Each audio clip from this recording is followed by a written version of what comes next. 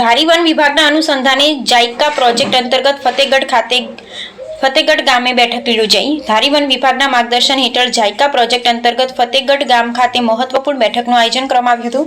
બેઠકમાં ગામના વિકાસ, વન સંરક્ષણ અને પર્યાવરણ જાગૃતિ તેમજ સ્થાનિક લોકોની ભાગીદારીથી વિવિધ વિકાસલક્ષી કાર્યો અંગે વિસ્તૃત ચર્ચા કરવામાં આવી હતી।